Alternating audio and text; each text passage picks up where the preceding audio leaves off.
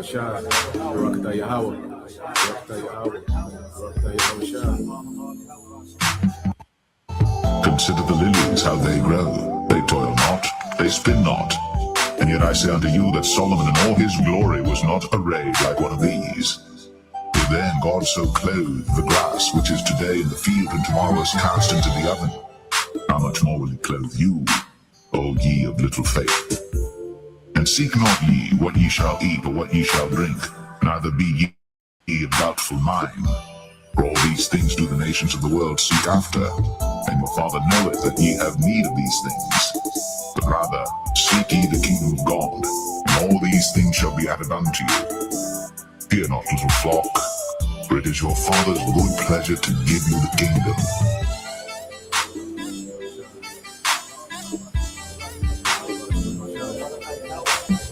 Fear not, little flock, for it is your Father's good pleasure to give you the kingdom.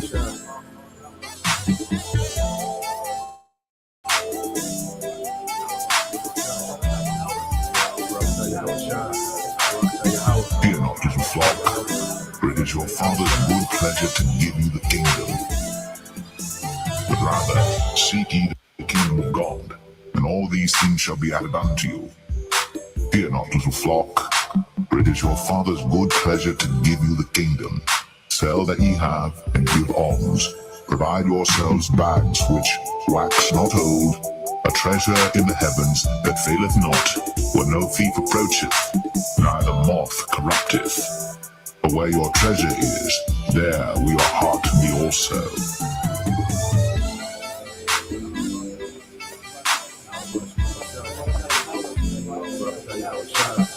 Fear not, little flock, for it is your Father's good pleasure to give you the kingdom.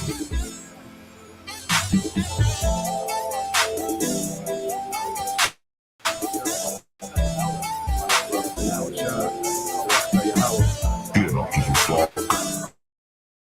for it is your Father's pleasure to give you the kingdom.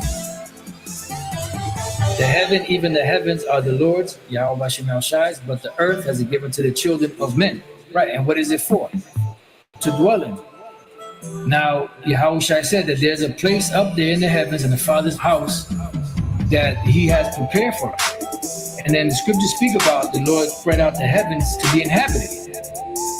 So it's going to be something, man. It's going to be something. And even in that, we still can't fathom what it's going to be like.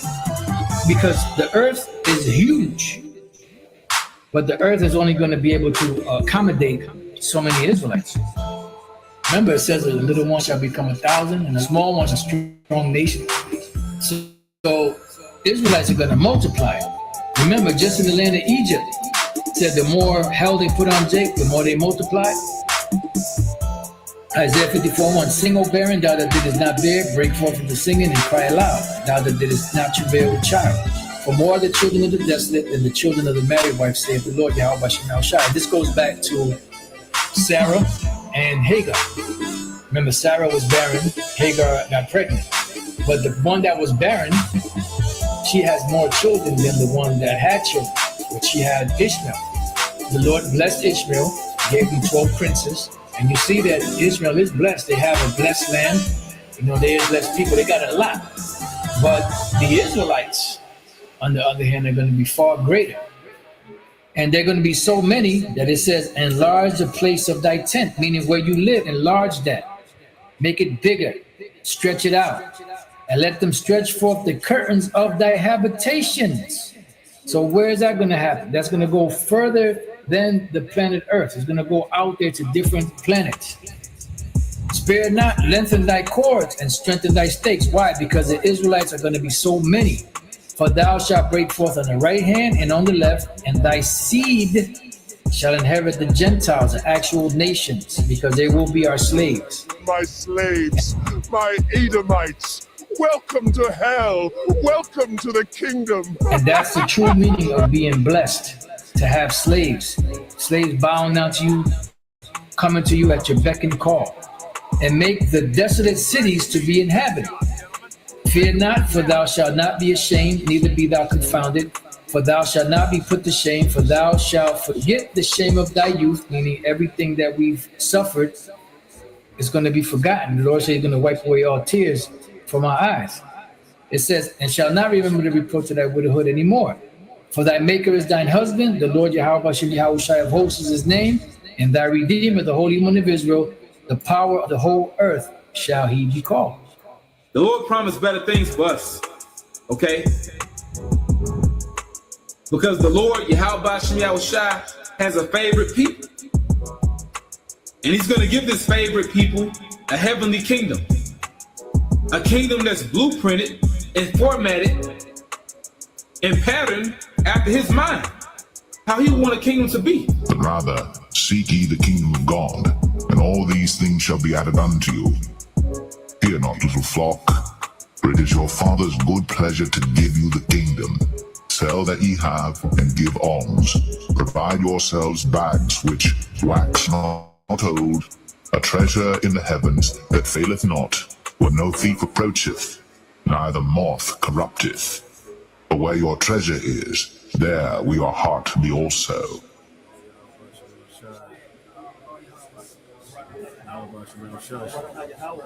Barakatah Yahweh Shai. Barakatah Yahweh. Barakatah Yahweh. Barakatah Yahweh Shai.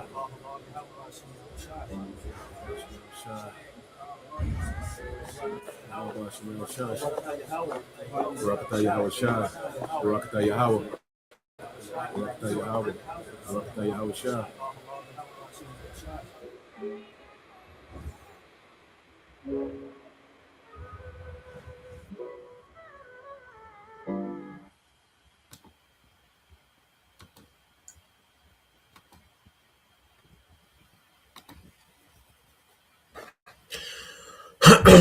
All right, Shalom.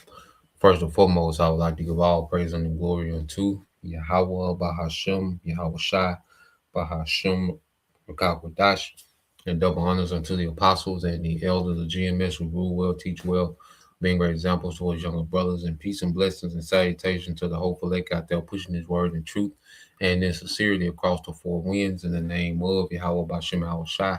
Pushing to get up out of here. Shalom to the hopeful elect, the believers, the listeners who have came back to the obedience of the scriptures through faith in Yahweh Bashim Al Shai. All right. So going into this edition of Morning News and Prophecy, I want to tap into scientific, behavior, a brave new world. All right. And what we have to understand, the devil, has put a lot of time, energy, and resources to conditioning the minds of the people, okay, for this new world order. This has been a long time in the making, okay?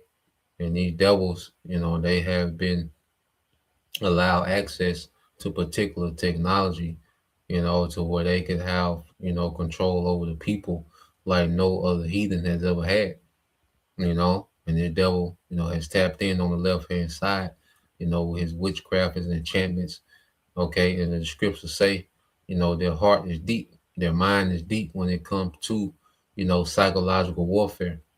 That's another thing that the Lord has allowed the devil, to master is psychological warfare on the left-hand side, which he uses that, all right, for mass control, to modify behavior according to his liking. And when we look at the earth, well, we have to understand, when we look at society, we're looking at a society that's been heavily, all right, modified. Okay. This man has heavily modified the behavior of society, and that's why you look at things and it's like, this is not normal. Okay. Because things have been altered according to this devil on the left-hand side, man, through his enchantments. So when you go to Revelation 20:7, let's start off here. Get a couple of precepts, and I got a video I want to go into. The Spirit led me to this guy Aldous Huxley. The writer of this book called The Brave New World. And he talks about the tactics, okay, of these oligarchs or these elite families. Okay, and how they would,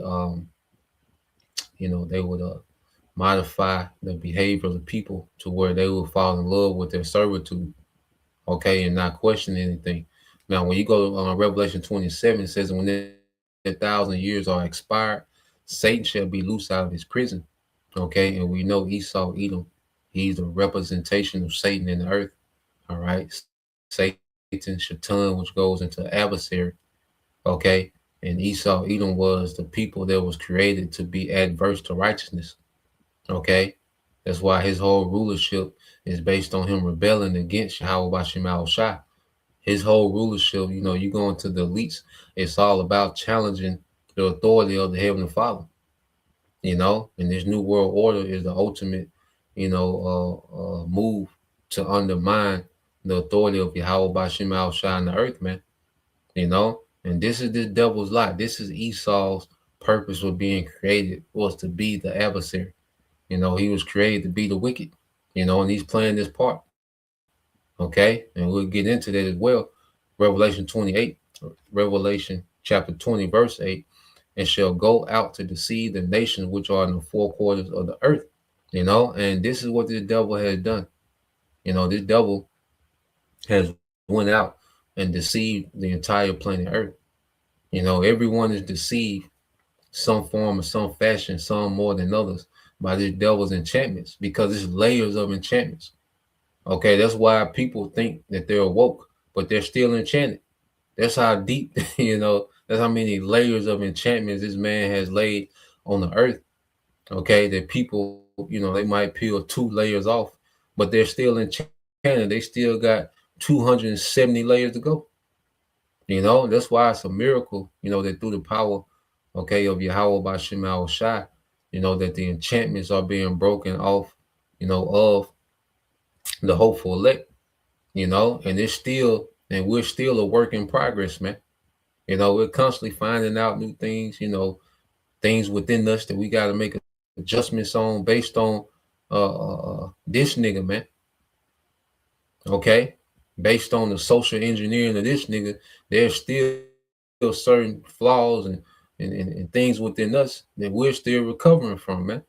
And it's gonna be a work in progress. The thing is, we're fighting, and the thing is, we have clarity to where we can see it, we can be aware of it. Okay, but this man has, enchanted the masses so much that they have no awareness. Okay, even when they think they own something, they're nowhere near. Okay, the real reality, man. Okay, it says, and shall go out to deceive the nations which are in the four quarters of the earth, Gog and Magog, to gather them together to battle, the number of whom is the sand of the sea.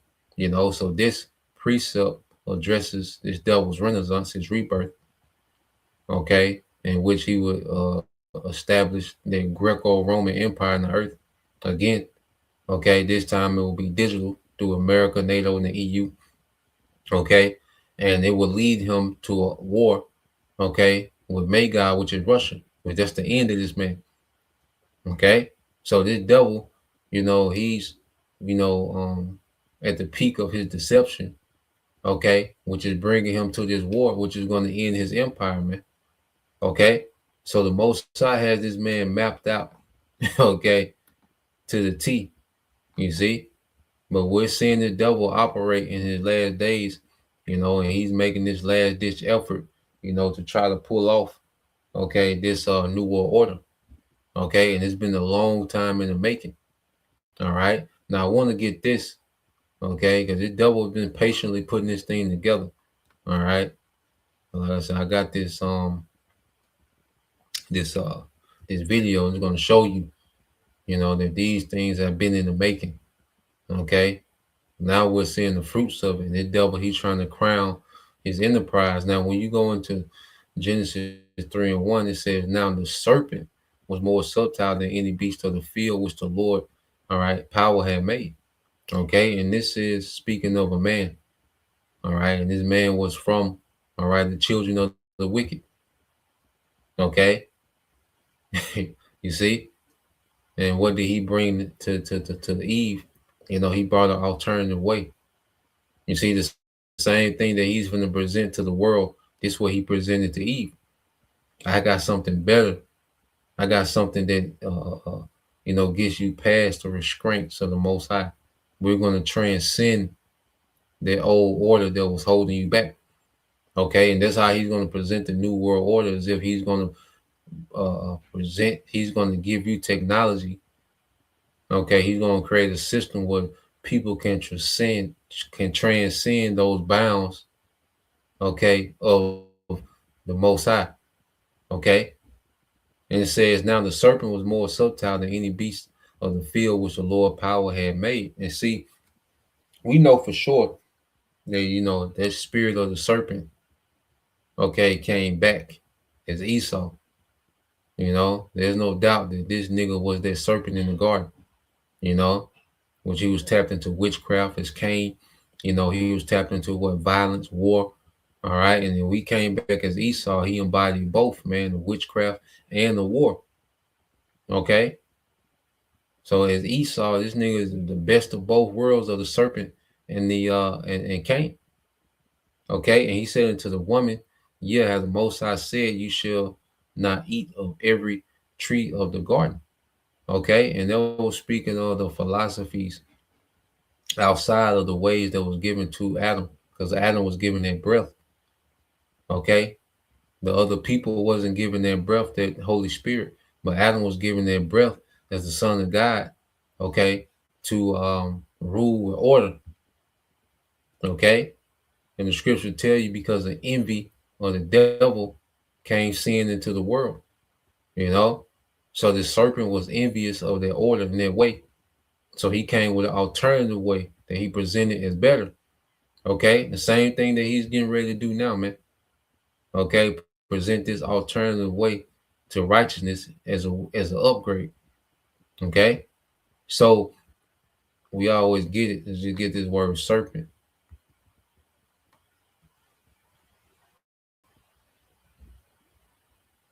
Okay. So you go into the word serpent. And you're going to link this up with Esau. Now you go to the root word, which is nakash. All right. Nakash in the Hebrew. And it goes on what? To practice divination, diviner, observe signs, to learn by experience. Okay. And this devil, he's tapped in. Within his rulership, he has the time, okay, and resources to just tap in. You see, he could just invest, all this time. He can, he got these think tanks, he has all this money, because all these colleges, when you go into these colleges, these pristine colleges, it's all about, Esau, trying to figure out how the mind work, how the body work. Okay. Tapping into these drugs, these medicines. So this devil was able to do a diligent search, man, and tap into these things. That's why he knows, the body, the mind so well, because he does a diligent search in these things, man. Okay, this man has all these universities, and he just gathering the best thinkers in the world, okay, to just brainstorm on wickedness, man. You see? And he's tapped in. Okay, it says a whisperer, a magic spell, a divine, all right, enchanter, man. Okay, a divine enchanter. Okay, so when you go from that word serpent, all right, and that's the spirit that runs the earth, man, enchantments. It said he was more subtle. Okay, so you go into the word subtle in the Hebrew, which is arum. Okay. All right, arum, okay, probably arum. All right, then it goes into a subtle, shrewd, crafty, sly. Okay, subtle, shrewd, crafty, and sly, man. Okay, and this is the style of rulership of the devil. He will come back and bring that subtlety, that craftiness, that shrewdness, that witchcraft of the serpent, man. Okay, now let's go here to Genesis, and then I got something I want to look up. I had looked up. So you go here to Genesis 25.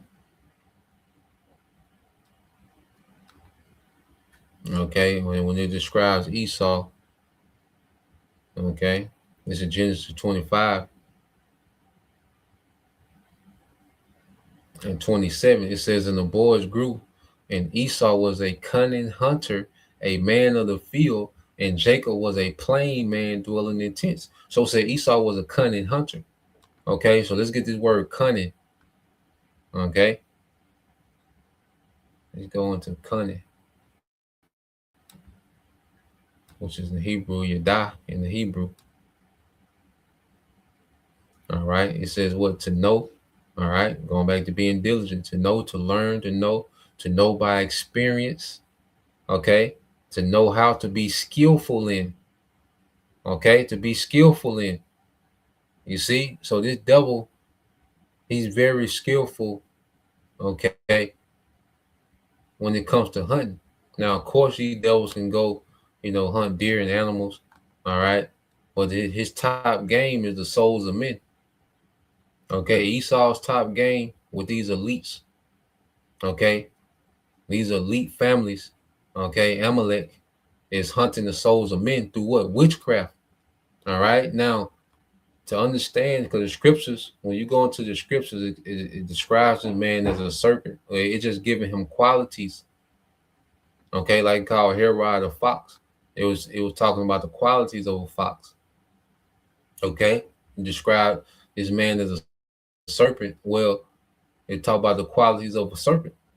You see, it called Israel, like an ox or an ass, which are stubborn animals, man.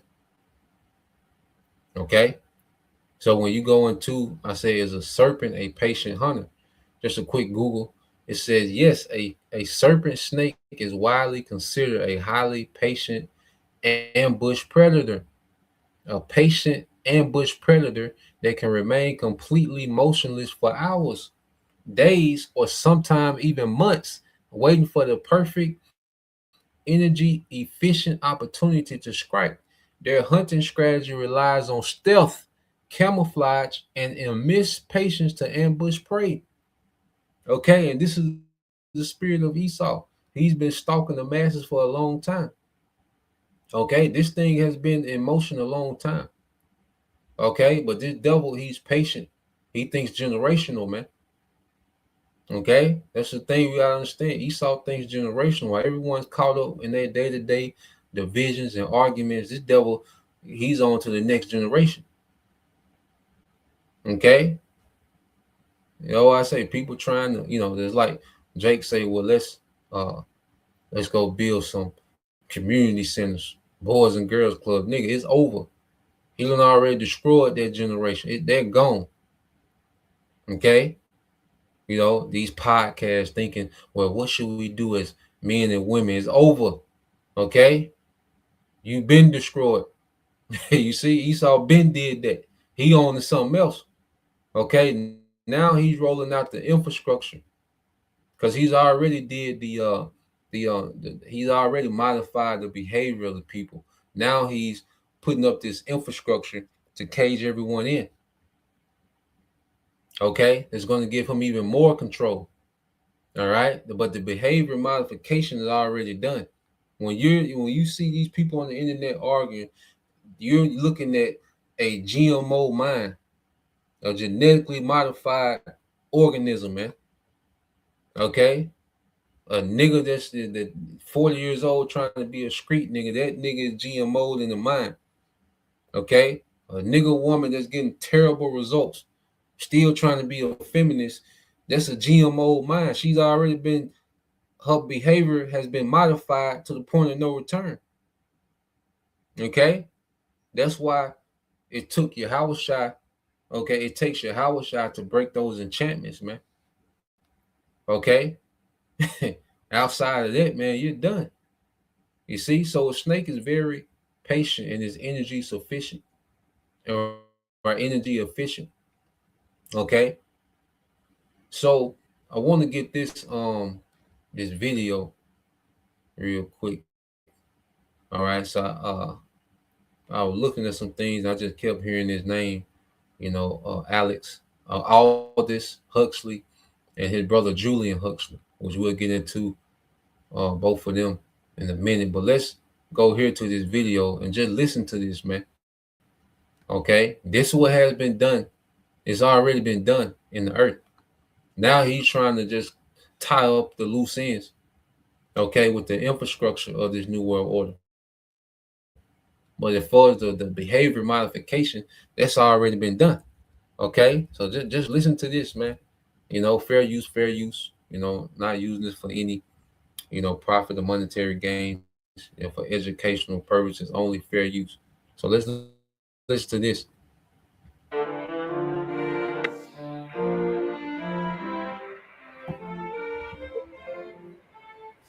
In his 1958 book, Brave New World Revisited, Aldous Huxley wrote the following.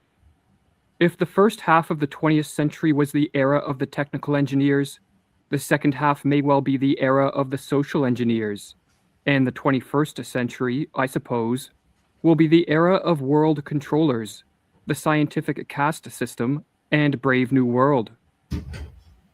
30 years prior to penning these words, Huxley wrote his classic work of fiction, Brave New World. Set in the distant future, this book depicts a scientifically managed dystopian society. In Brave New World, the ruling authorities attain mass compliance not through force, but by supplying the masses with endless streams of distracting entertainment, and manipulating them with drugs and other technological methods.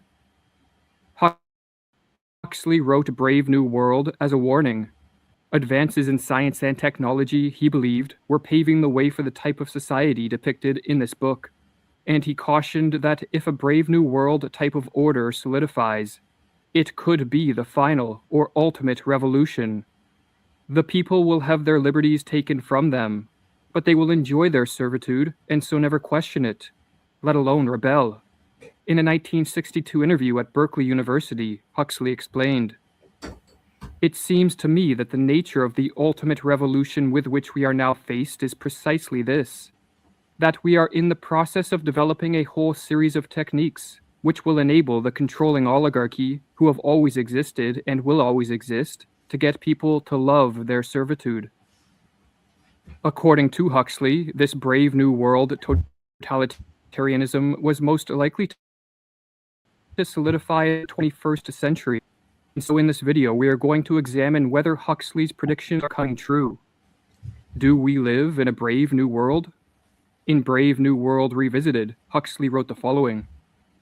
In 1931, when Brave New World was being written, I was convinced that there was still plenty of time. The completely organized society, It was in 1931. These devils, remember this nigga, the serpent, patient. He's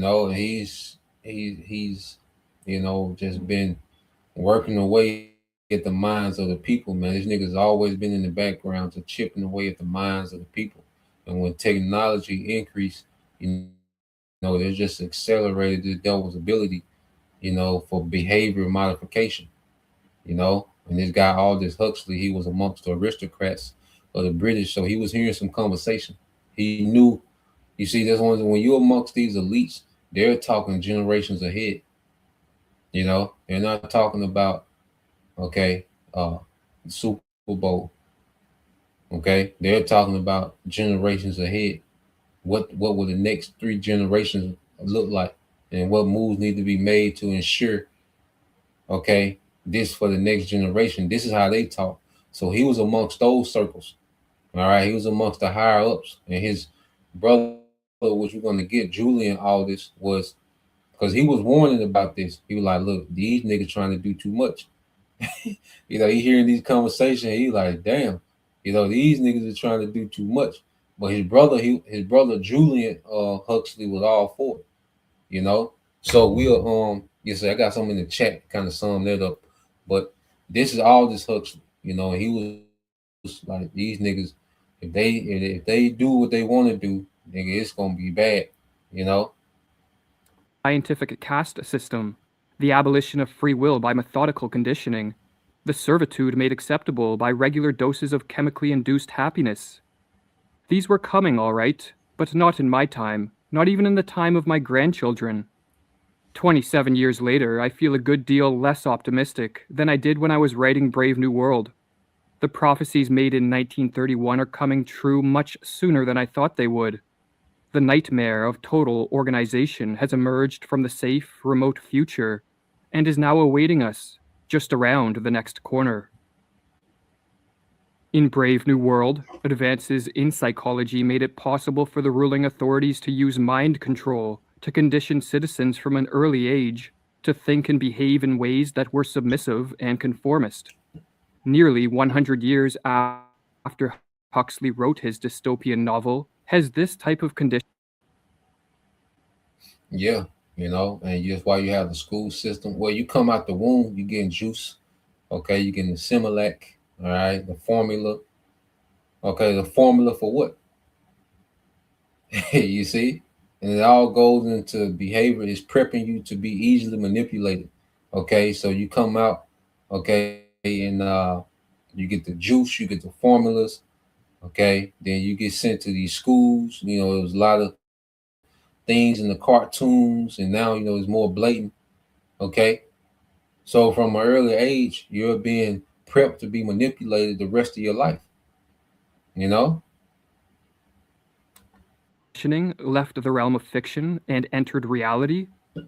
Today, the art of mind control is in the process of becoming a science, Huxley wrote in 1958. The practitioners of this science know what they are doing and why. They are guided in their work by theories and hypotheses solidly established on a massive foundation of experimental evidence. While the idea of mind control may sound like science fiction, in the mid to late 20th century, many prominent philosophers, psychologists, and scientists joined Huxley in sounding the alarm bell that research into the fundamentals of this phenomenon were well underway. In 1953, the distinguished British philosopher Bertrand Russell explained, "It is to be expected that advances in physiology and psychology will give governments much more control over individual mentality than they now have even in totalitarian countries." The renowned 20th century American clinical psychologist Carl Rogers warned that the rapid development of the behavioral sciences, which is a cluster of scientific disciplines, including psychology, psychiatry, sociology, social psychology, anthropology and biology, economic and political science, mathematics, and statistics, was in the process of becoming what he called an if-then science. By this, he meant that scientists and social engineers were discovering that if carefully constructed conditions are implemented in a society, then there is a high probability that the majority of citizens will respond to these conditions in predictable and hence controllable ways. 1954. I believe that too few people are aware of the extent, the breadth, and the depth of the advances which have been made in recent decades in the behavioral sciences. The increasing power for control which it gives will be held by someone or some group. Such an individual or group will surely choose the purposes or goals to be achieved, and most of us will then be increasingly controlled by means so subtle we will not even be aware of them as controls. It appears that some form of completely controlled society is coming. In a report released in 2021, scientists on a subcommittee of the Scientific Advisory Group for Emergencies in the UK admitted to using totalitarian mind control tactics to obtain mass compliance. One scientist went as far as to state that he was stunned by the weaponization of behavioral psychology over the last 5 years, while another admitted, "You could call psychology mind control. That's what we do. Clearly, we try and go about it in a positive way, but it has been used nefariously in the past. Psychology has been used for wicked ends."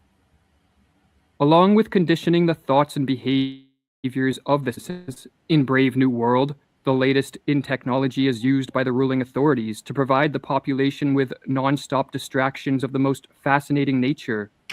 The purpose of this readily available entertainment was twofold. Firstly, to ensure that the citizens did not pay attention to political and social realities.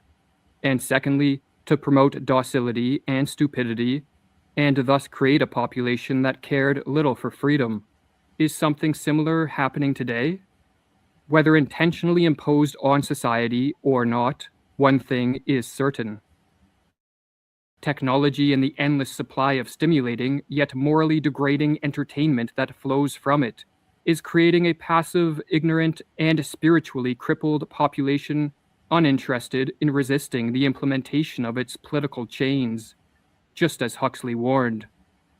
As the art and science of manipulation come to be better understood, the dictators of the future will doubtless learn to combine techniques of propaganda with the non-stop distractions which, in the West, are now threatening to drown in a sea of irrelevance the rational information essential to the maintenance of individual liberty.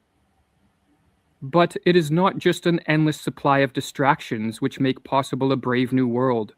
Huxley also predicted that in the future, certain forms of technology would be used to increase the suggestibility and obedience of a population, so that everyone can be depended upon to behave almost as predictably as machines. In Brave New World, the technology used for this purpose was called hypnopaedia, or sleep teaching, which Huxley called the greatest moralizing and socializing force of all time. Every night, while asleep, citizens were exposed to propaganda and repeated suggestions from the state. Huxley based his idea of sleep teaching on the science of hypnosis. Scientists have long known that when an individual is placed under hypnosis, alpha waves are activated in the brain, just as they are when in a light sleep. In both cases, suggestibility is dramatically heightened. As Huxley explained, most of the things that can be done with and to a person in hypnotic trance can be done with and to a person in light sleep. Verbal suggestions can be passed through the cortex to the midbrain, the brainstem, and the autonomic nervous system. If these suggestions are well conceived and frequently repeated, new patterns of feeling can be installed and old ones modified. Post-hypnotic commands can be given. Slogans, formulas, and trigger words deeply ingrained in the memory.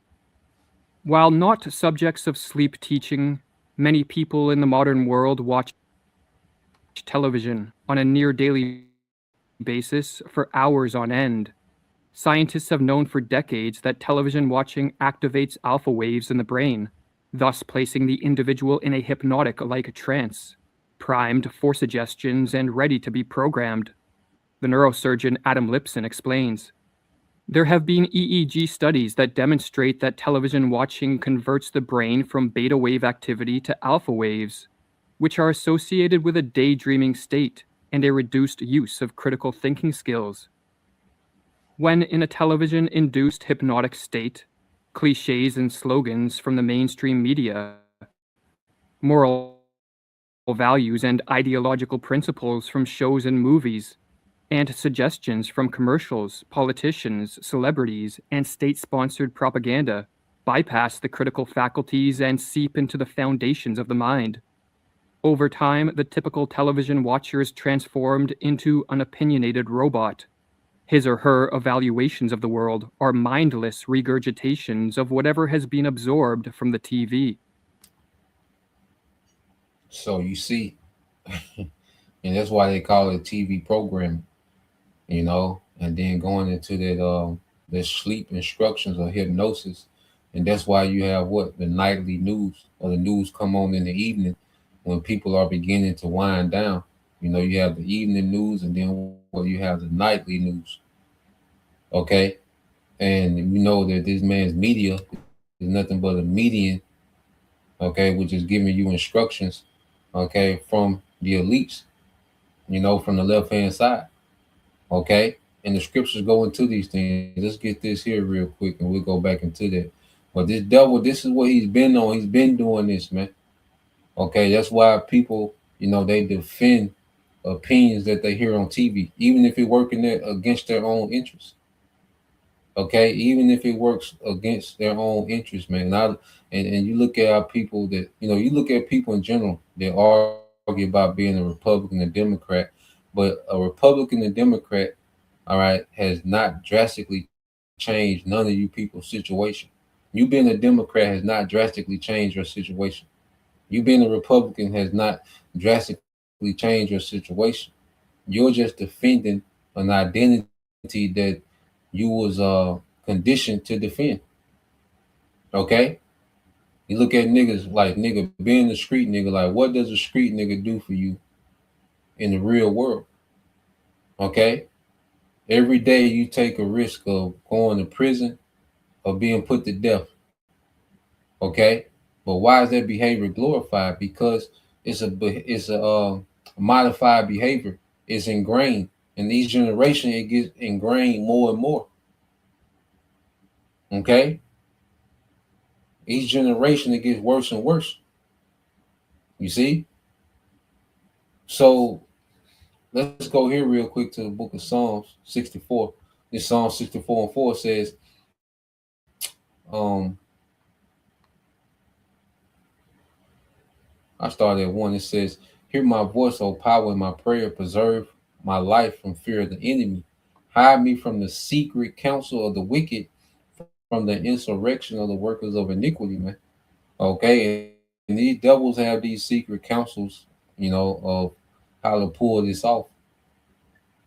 Okay, this thing is very coordinated when it comes to these enchantments, man.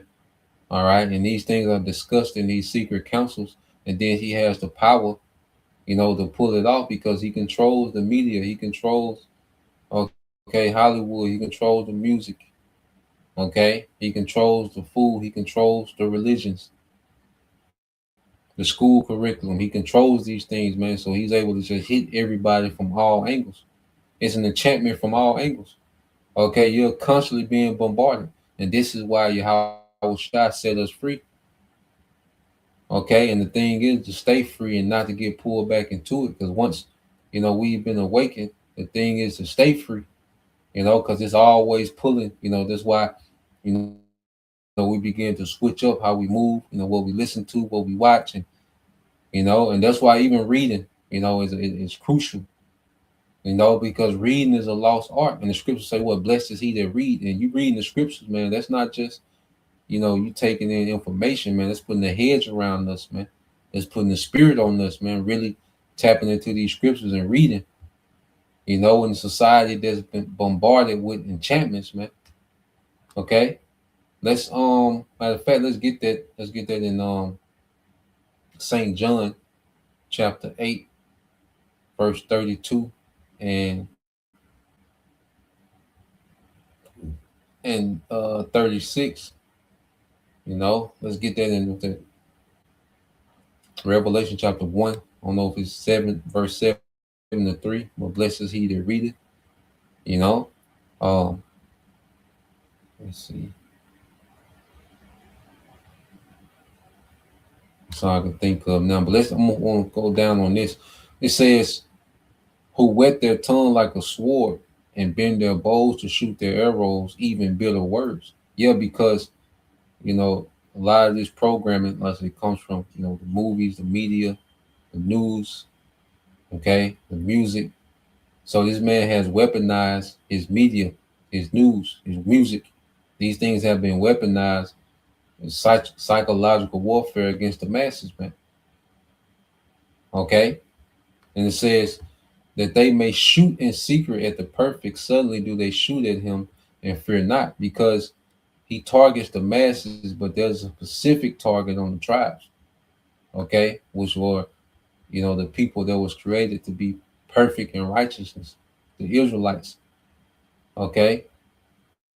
And this devil, he wants us. This devil, another thing too, this new world order, man, he wants to prevent, okay, their remnant from being perfected, but there's nothing he can do. Now, when you go into that Hebrew word for shoot, is yarah, all right, yarah, okay, which means to throw, to shoot, to cast. Now, when you go down, it says what? To direct, to teach, or instruct, okay. And this goes into behavior modification, man. All right. So that's why you look at the tribes, they're under heavy behavior modification. Okay. They've been instructed, they've been taught to act and react in a certain way. Okay, which is self-destructive. This was intentional, man. It's not no random thing when you look at our people and how they move and how they operate. No, they was instructed, okay, through behavior modification, man. A lot of the curses we read about in Deuteronomy, well, Esau was used through behavior modification to bring these things about. Okay, because Jake didn't have that evil eye towards his brothers in the 60s and 50s, the 40s and 30s. Okay, the woman didn't have this evil eye toward the man, and the children. Okay, back in the 40s, 50s. This thing is this happened as of late. Okay, through what? The instructions and behavior modification of Esau. Okay, he created this war between a man and a woman. Okay, which called gender wars. Okay, a culture, baby daddy, baby mama culture. These things wasn't a culture amongst Jake. Okay, but through behavior modification, these things become the norm. Okay, alphabet is normal around Jake. Okay, the alphabet community. Okay, this all goes back to the devil's, behavior modification, man. Through science. All right. Esau tapped in on the left hand. Okay. So let's see. Let's go back.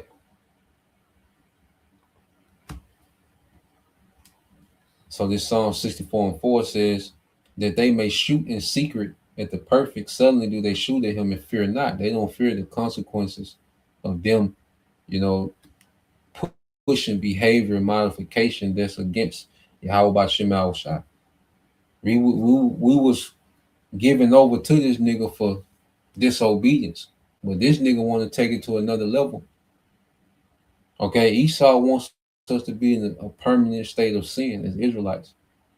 Okay, that's one of the main goals of his, behavior modifications. Of course, he wants to control the masses and dumb down the masses. Okay, but there's a special target on the tribes, man. He wants to keep the tribes in a perpetual state of sin and rebellion against our power. Okay, that's why the remnant being awakened, okay, and being set free from these enchantments. That's a problem with this nigga and his system, man. You see, he ain't got no answer for this, because the behavior modification was supposed to be, the clamp. You see, we weren't supposed to escape this. You see? So this is what he don't have an answer for, man. It's in the spirit. The resurrection of the church in these last days. Through the spirit of Yahweh Shai. He don't have an answer for this, man. Okay? And his new world order is all about locking this down, man. He's locking this behavior modification. He's locking it down and just getting rid of everyone, okay, that's against it, man. It says they encourage themselves in the evil matter. They commune on laying snares privately. They say, who shall see them? Okay, because when these, when we were listening to this rap music, and we didn't see the enchantments behind these things. We watching this TV and the movies, and we didn't see the enchantments that was going on behind the scene. Okay, so these devils, they encourage themselves in the evil matter. They in these councils saying we're gonna do this, we got this working. They done took this bait. They done took the crack. They being thugs now. They killing each other. We shipping in the crack. We shipping in the guns. The women are single mothers. They bragging about being single mothers. We got this going. Okay, now let's put this in the game. Let's put this in the formula. Okay, let's draw further division. Let's get them assistance. Let's get the man fully out the house. Let's make the Israelite man the villain, the constant villain in every movie. He the villain, he a dog. The woman is a victim and a hero. Let's keep pushing this. So they encourage themselves in the evil matter. And they commune on laying snares, which are traps. Okay, they say, who shall see them? Because the whole time we in the back, we didn't know all this was going on in the background, man. We didn't know that this devil had all this in motion in the background. All right. Until now. That's why everything is revealed. Okay. As the brothers posting there. So it says they search out iniquities. They accomplish a diligent search. They go all in. They study. All right. That's why you have a thing called neurology. Okay, the study of the brain. Okay, the network of the brain. Okay, because he's studying how to be wicked. When this nigga gets into diligence, how to splice a gene, the mRNA, the DNA, he's studying how to be wicked. Okay, this nigga is diligent in his wickedness, man. It said both the inward thought of every one of them and the heart and their mind is deep, man. Okay, he's deep into these things. You see, so yeah, let's go back to the video. I'm gonna get those precepts as well. Brothers got. Well, let's go back here.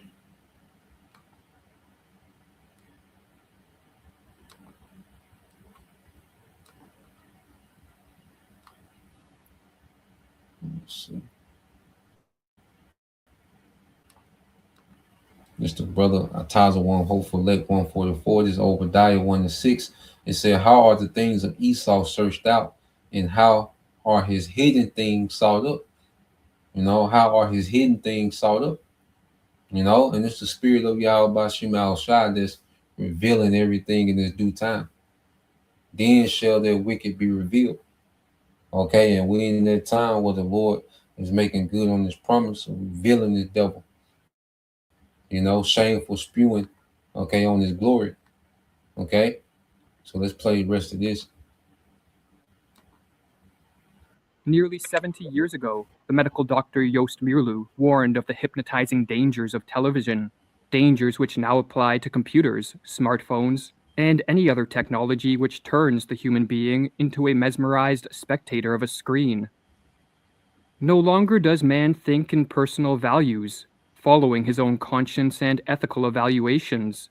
He thinks more and more in the values brought to him by mass media. Television keeps him in continual awe and passive fixation. Consciously, he may protest against these anonymous voices, but nevertheless, their suggestions ooze into his system. In Brave New World, suggestibility was heightened not just through the use of technology, but also with a superdrug called Soma.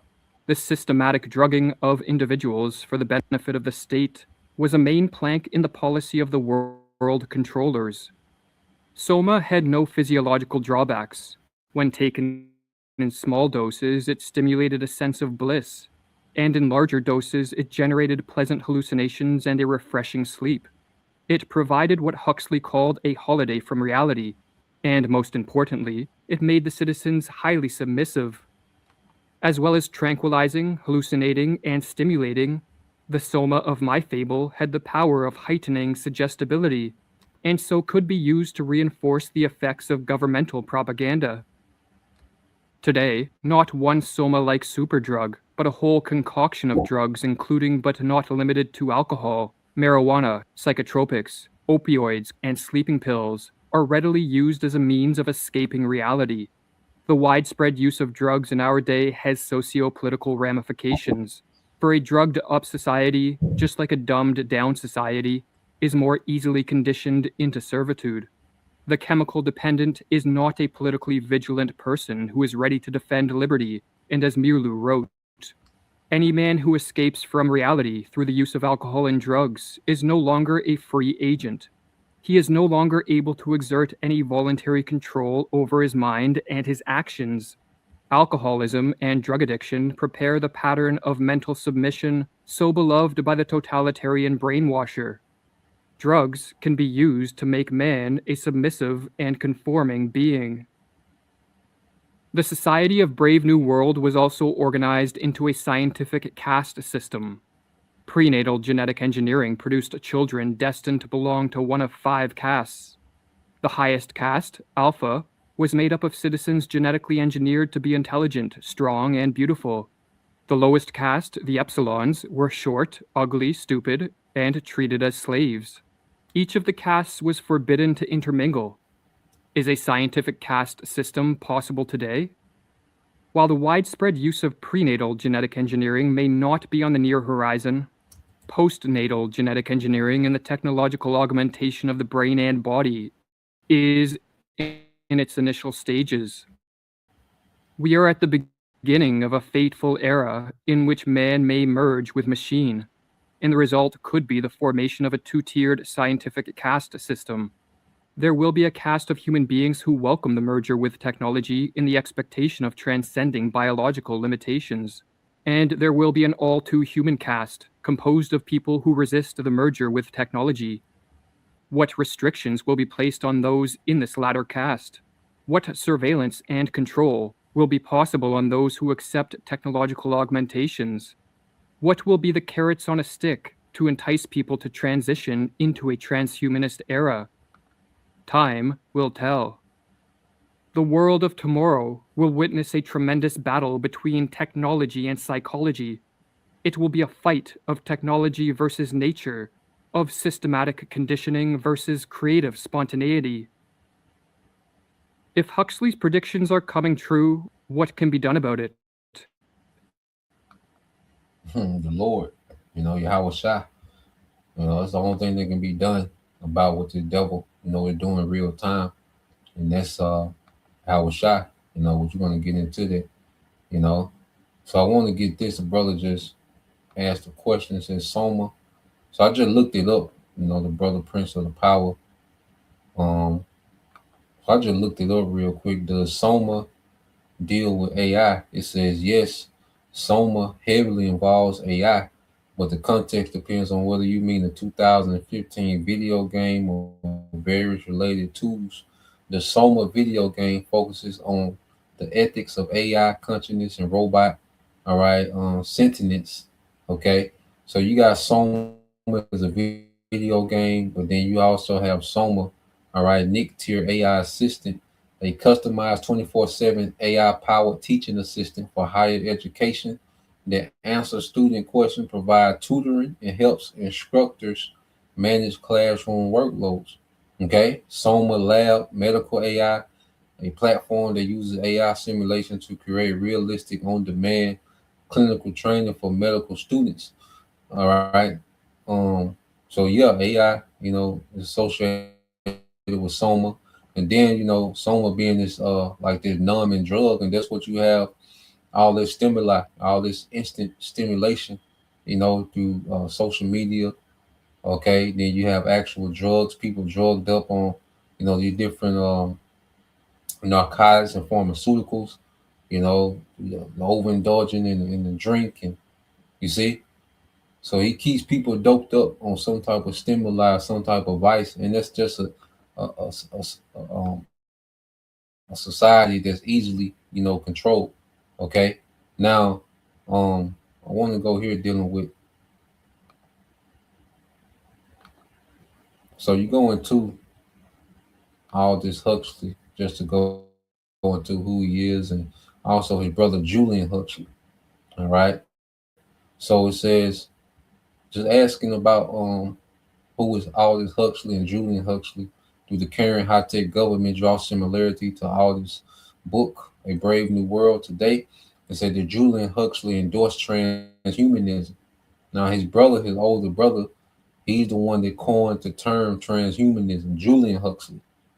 Okay, so these devils is amongst these circles, okay, of the elites, as philosophers and, thinkers, and they say Aldous Huxley was more of a critic.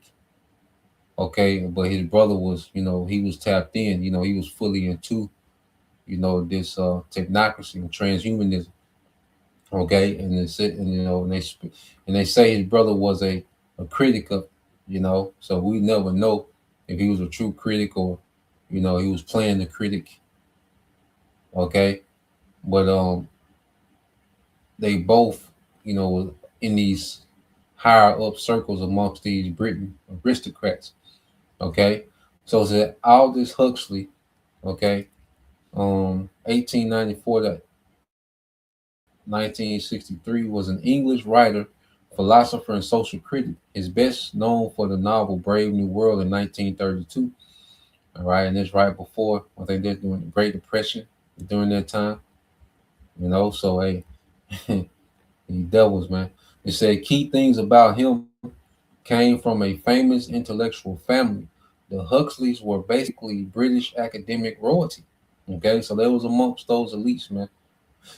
deeply interested in science, psychology, ethics, spiritually, okay, and power, often warned about how technology, comfort, control could undermine human freedom.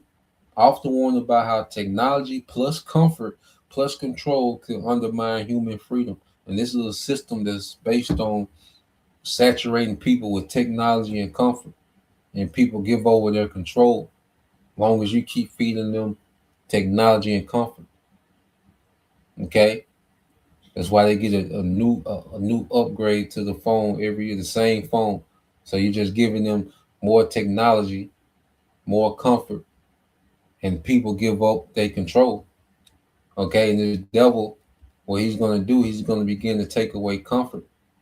All right, and people are going to want their comfort back, man. But in order to get that comfort, you're going to have to give up more control. Okay, he has people junkie. People are really junkies out here with this technology, man. We're going to see it when this devil really shuts this thing down. We're going to see that people are just like you see on the movies and crackheads. You know, they just wild out, go crazy. People are going to be on it when they don't have access to their technology and comfort, man. That's what's really going to get these people riled up, man. Technology and comfort, you know, food included. Okay. It says Brave New World in a nutshell. It says the novel depicts a future society where humans are generally engineered and cast assigned before birth. People are kept docile through pleasure, entertainment, drugs, and soma, and social conditioning. There's no need for overt tyranny. People love their own oppression.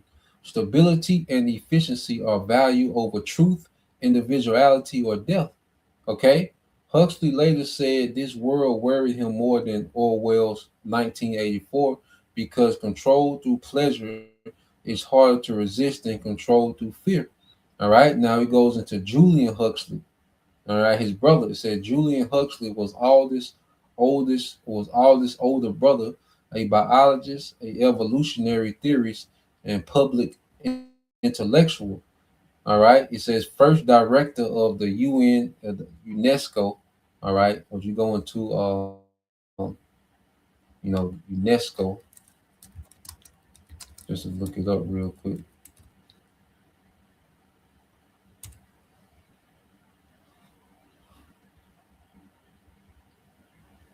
So UNESCO just goes into United Nations, or the UN, educational, scientific, and cultural organization.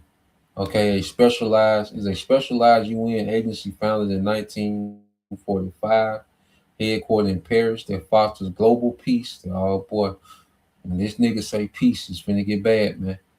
All right, that fosters global peace and security through international cooperation in education, science, culture, and communication. Okay, so let's go back here.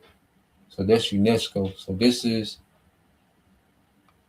his brother Julian. It says major figure in developing the modern evolutionary synthesis, strong advocate of scientific humanism. Unlike Aldous, the novelist skeptic, Julian was very much a science forward optimist.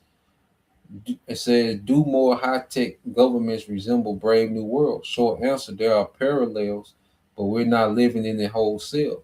It says some commonly noticed similarities is soft control instead of brutal force, algorithm, convenience, dopamine driven entertainment, endless distraction, behavioral conditioning via tech, social media, feedback loops, nudging, surveillance capitalism.